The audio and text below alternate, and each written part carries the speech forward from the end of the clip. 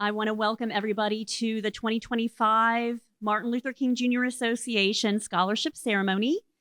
My name is Annie Carpenter, and this is my first time getting to introduce myself more broadly as a new board member of the MLK Jr. Association. I was very excited to join this year and jump right in as the scholarship chair for this program under the guidance of some really wonderful people who have been doing this since 1986 and who bring to everything that they do the grace and openness and diligence that you see at the Martin Luther King Jr. commemoration events each year, that you will see at the Juneteenth events next week, and at the Rosa Parks and John B. Lewis Awards in the springtime, and anything and everything that this organization does and stands for is so inspiring to me that I am just thrilled to be part of celebrating with our youth tonight, with the families that have supported them, and with the board and many guests that we have with us. I want to thank some guests for being here, especially our elected officials. Mr. Al Whiteside, thank you for always showing up. I see you everywhere and just appreciate your presence and your leadership. I want to thank Senior Resident Superior Court Judge Alan Thornburg for being with us tonight. Thank you so much. We also welcome City Manager Deborah Campbell. Appreciate seeing you here. Thank you. And I just want to personally thank Dr. Orlean Simmons, our founder and president, who has been doing this since the beginning. Board Chair Jonathan McCoy and all of the board members that are here tonight for your welcome of me into the work, but for keeping this organization and its mission alive for as long as you have. We are creating community and youth who will carry on the legacy of Dr. Martin Luther King. And if you need a boost of hope in your life, which I venture to guess that all of us in this room really, really do, look no further than the youth in this room. Look no further than their resumes of activity, their dreams for the future, their friendships, their accolades, their academics, their pure resilience, which is a word we've heard too much of in our town. But the environment that you guys will create with the help of the elders and the adults and the people that are helping you along the path, I have great hope in our future, and I want to thank everybody for being here tonight. So I am pleased to welcome our special guest who is going to be speaking to us this evening.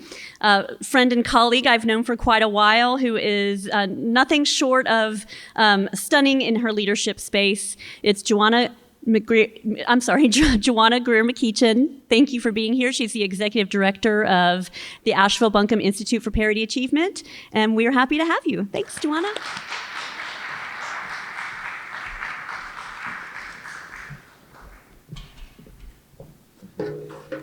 Good evening, everyone. Let me bring that down. I can talk loud, but I'll try not to have to use my outside voice. Okay, hello. How's everyone doing this evening? Well, I'm going to try to keep this short and sweet like me. Look. But anyway, congratulations to everyone. I'd like to thank the Martin Luther King Association for inviting me to speak a few words and pour into you intentionally, because we know that this is a very, very important time as you transition to the rest of your journey. So let me go to my notes. Scholarship. So we know what scholarship is, right? Academic study or achievement, learning at a high level. Also a noun, a grant or a payment made to support a student's education, awarded on the basis of academic or other achievement. And you all are receiving what, everyone, tonight? Scholarships. Did you know the average cost of college in the United States is $38,270 per student per year? This includes tuition, fees, books, supplies, and daily living expenses. So the cost of college has more than doubled in the 21st century. So here is a little more detailed breakdown. The average cost of college is $38,270 per student, like I said, but in-state public four-year institutions, $27,146 per year for students living on campus.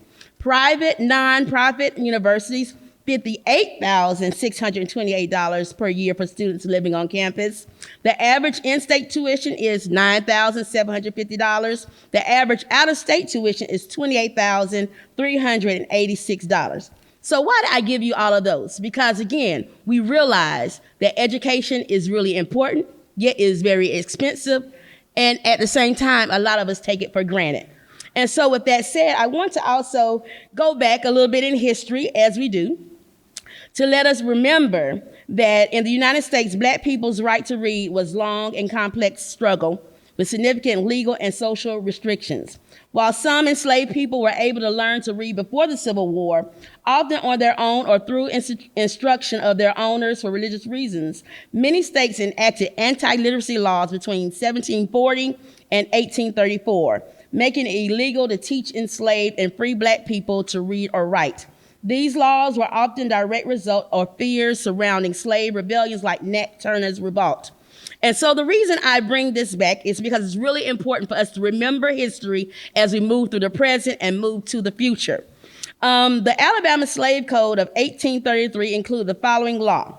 Any person who shall attempt to teach, remember this word, teach a free person of color or slave to spell, read, or write, shall upon conviction thereof be an indictment, fine, in a sum of not less than $250 nor more than $500. So to us, that seems like, that's a little bit of money.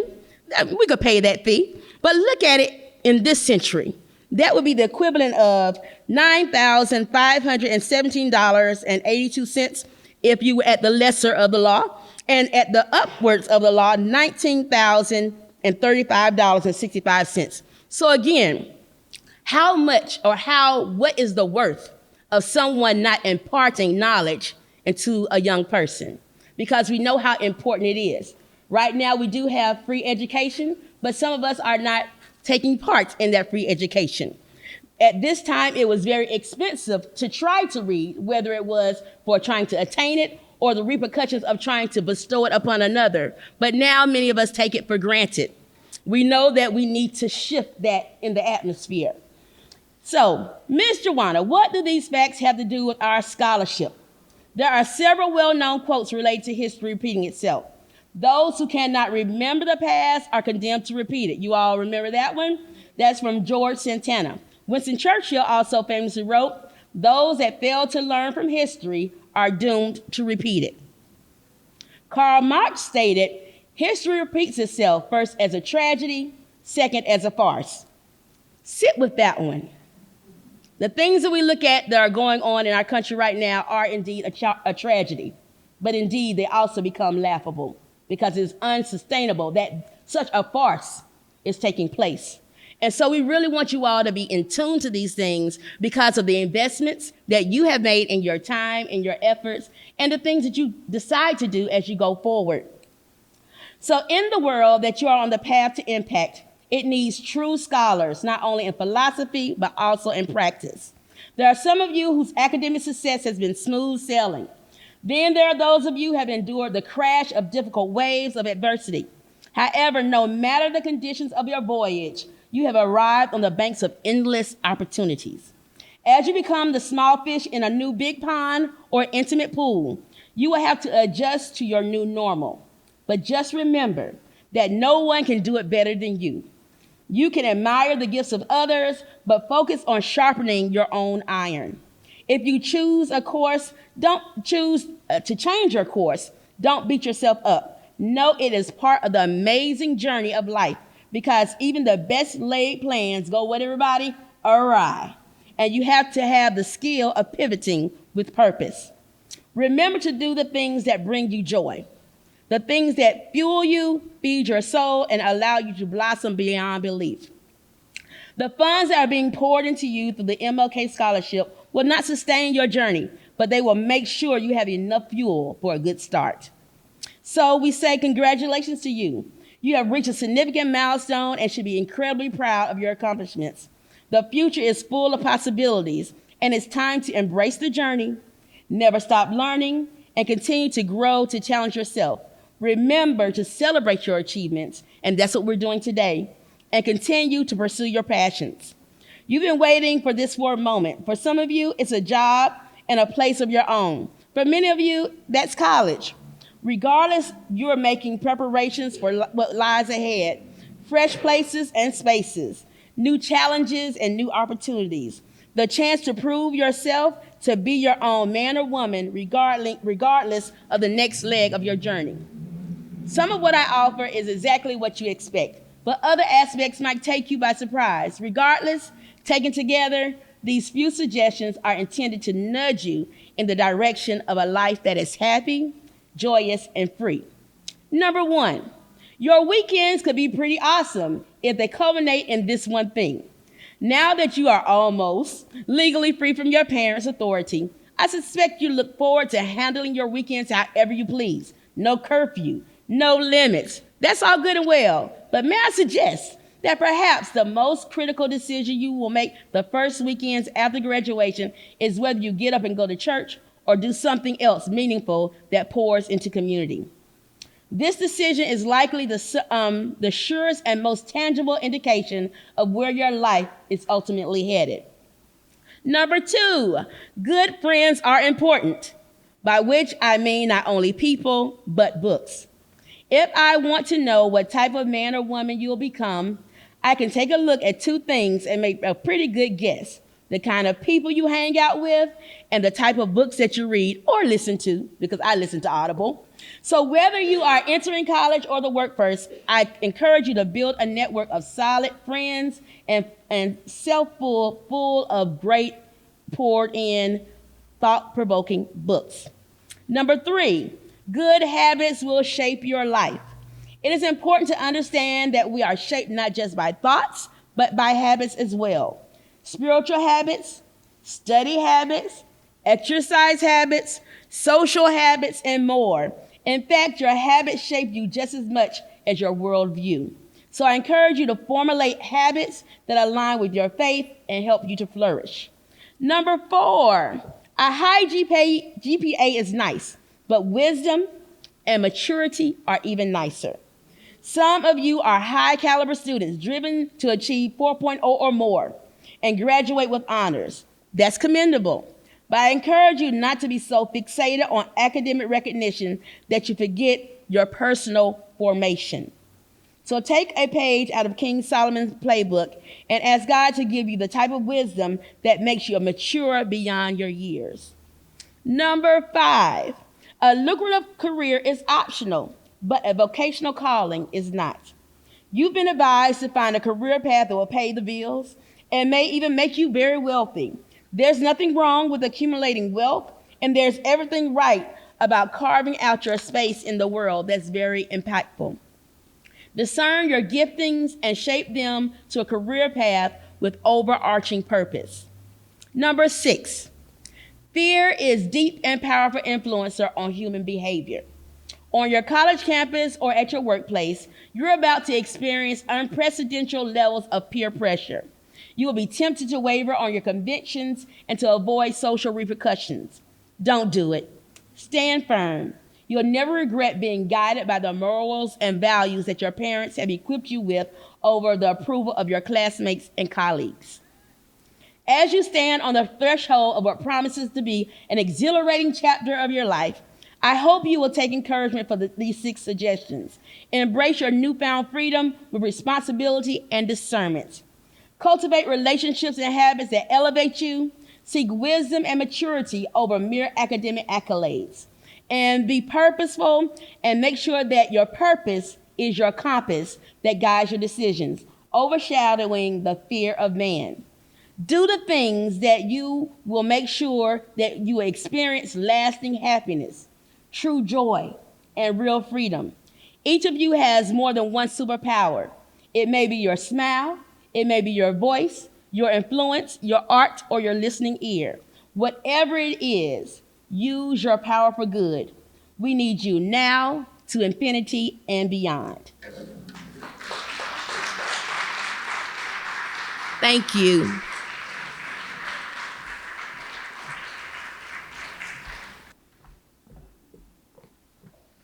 I told you she was incomparable. I myself am so inspired and absorbing those suggestions for my own life. Very, very good wisdom. I'm back to offer a few more thank yous for the folks that make all of this possible. First, I want to thank the judges that we've had, community partners who have supported the work of the MLK Association for years. And I see that we have in the room both Mo Davis, thank you, Mo, and we have Renee White, thank you as well. We appreciate your work and as our judges panel this year. And a special thank you as well to Antoinette Mosley, who served on the judges panel too. I also want to thank the sponsors for the scholarship. We have diamond sponsors from HCA Healthcare's Mission Health and Deerfield Charitable Foundation. We have platinum sponsorships from Advent Health and Dogwood Health Trust, as well as Givens Communities, and a gold sponsorship from AB Tech Community College. We appreciate all the support from a myriad of donors as well, to the Scholarship Fund and to the folks who made tonight and the program possible. So thank you to those sponsors. And last but not least at all is thank you to Aisha Adams Media Company for all that you do for helping us tell the story about these students, about the programs of MLK Association, and for that all you bring to the community in the work that you do. So at this time, I would like to welcome to the stage both Dr. Orlean Simmons and Dr. Elizabeth Colton, our two president and board member of the MLK Association, who will be leading the awards presentation to our scholars tonight.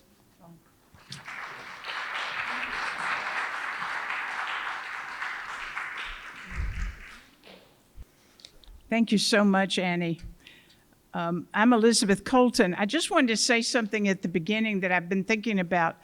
And it's such a joy, I mean, for all of the Martin Luther King events that we have, but I really always love this one, to honor graduates and to give scholarships. But I was also thinking today, earlier, about Dr. Martin Luther King Jr., and I would like just to mention and remind everyone what a remarkable man, not only a man in his actions, but in all of his writings and his teachings and his sermons. I urge you all, students, parents, everybody, go back and read him. It's so timely today. So much of what he said, and it moved a generation, our generation, but he's still so up to the minute. So I just wanted to remind everyone to think of Dr. Martin Luther King Jr. at this time. So we're going to have the recipients, shall they come up before I call their name? Or when I call their name and then come up? Or yes. Yeah. So I'll call your name, and then if you'll come up, and then I'll read about you. There were a couple of corrections we had to make in the program, and I'll tell you about those. Our first recipient, better do this, is Aja Boken.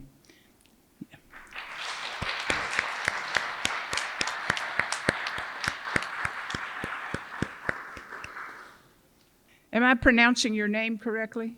No. Oh, tell me how to say your name. Aja Boachiwatan. Okay. Aja will be completing their senior year at School of Inquiry and Life Sciences at Asheville, where they have been deeply involved in the Racial Equity Ambassador Program, REAP, R-E-A-P, as a member and as a senior leader, influencing data-driven social change and leading the film team for film Black in Asheville. Aja is a member of the National Honor Society and has a long volunteer history with beloved Asheville. Aja has been accepted to Northwestern University, North Carolina A&T State University, and the University of North Carolina at Charlotte. And which one are you attending? A&T. And he will go to North Carolina A&T University. with an intended major in electrical engineering and a minor in computer science. Congratulations.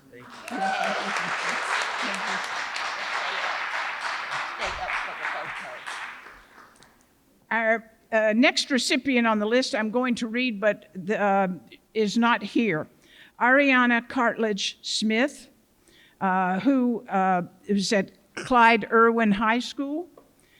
She is not here because she's attending orientation at UNC Charlotte at this very moment.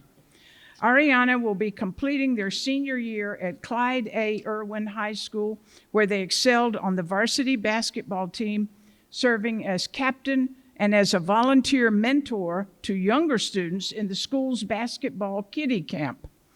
Ariana was also a member of the Beta Key Club at Irwin High School and a peer leader in the Sources of Strength program that promotes racial harmony and cultural diversity. Ariana was an intern with the City of Asheville Youth Leadership Academy and attended Mayheck Health Career Summer Camp. In the fall, Ariana will attend University of North Carolina at Charlotte to pursue a career in physical therapy.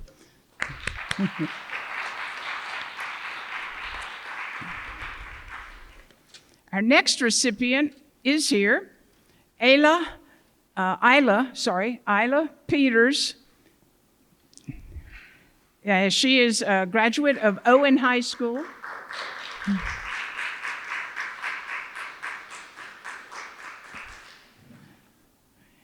Isla will be completing their senior year at Owen High School, where they served on the Link Crew Committee, mentoring small groups of freshmen, as a volunteer in the Serve to Lead program, and as a member of the Superintendent's Student Advisory Committee.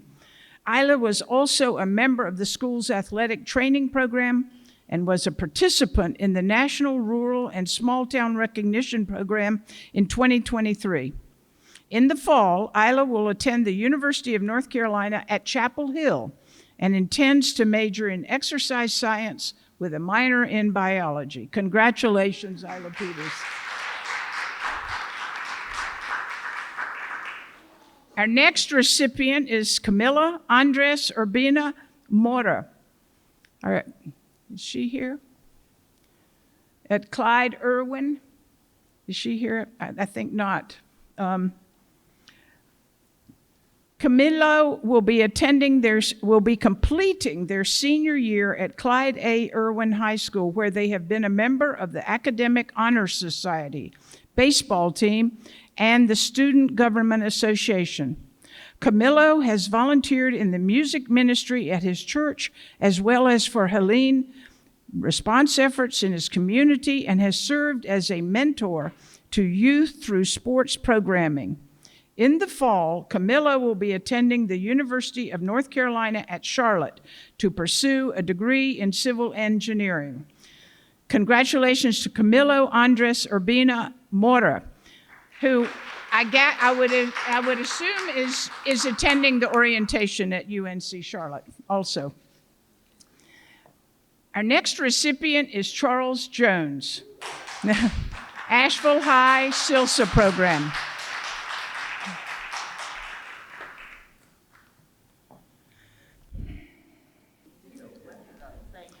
Charles Jones will be completing their senior year has completed actually last Friday, at the School of Inquiry and Life Sciences at Asheville High, where they were honored in all-conference track and field and participated in the DREAM program and the football team. Charles also started the school's first Lego club, building off his interest in architecture. Charles has been accepted to NC-A&T, Western Carolina University, and Guilford College, and he's going to attend NC North Carolina A&T. and Charles intends to pursue a degree in architecture with a minor in structural engineering. Congratulations, Charles. Our next is Ever Van Rysen.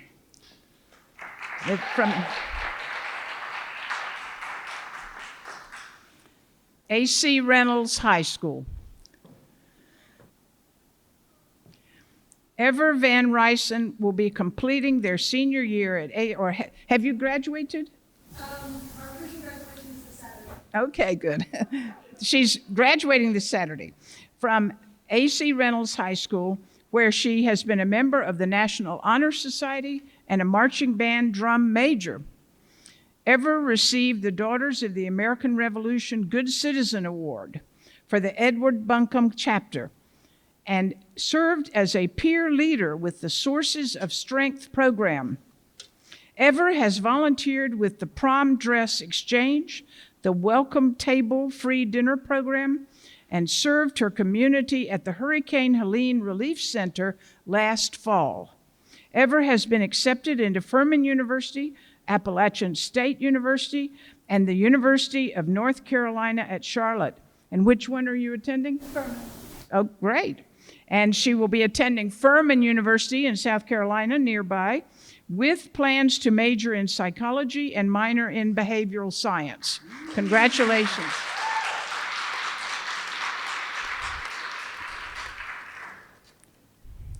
Jaden Thomas is our next recipient. Also, A.C. Reynolds High School.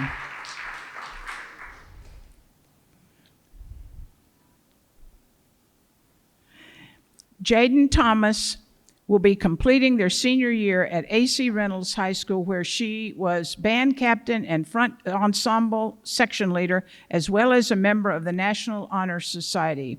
Jaden served on the Superintendent Student Advisory Committee and as class vice president, and also president of A.C. Reynolds Student Council, as a class vice president, and then as president of the whole student council.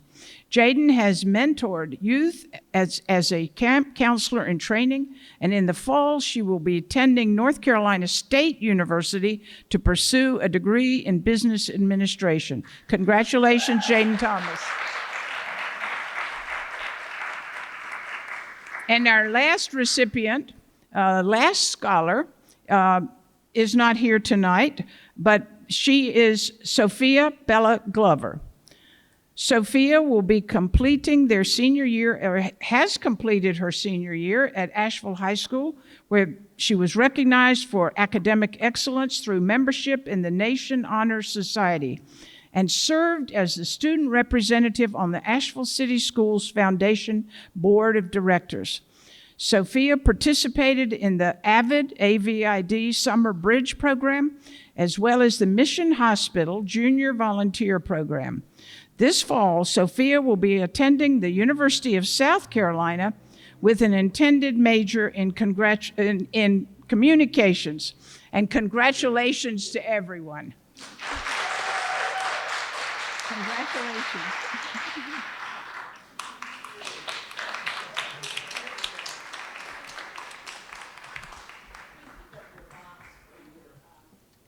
Congratulations to all of our awardees upon receiving scholarships this evening. Your accomplishments and services have left an imprint upon our community. Thank you and congratulations to Annie Carpenter, chairperson of the Martin Luther King Association Scholarship Committee, for this splendid program.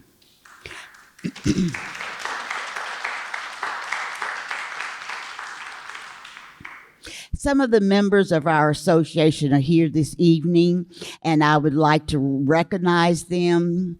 Jonathan McCoy, Vanessa Funderburk,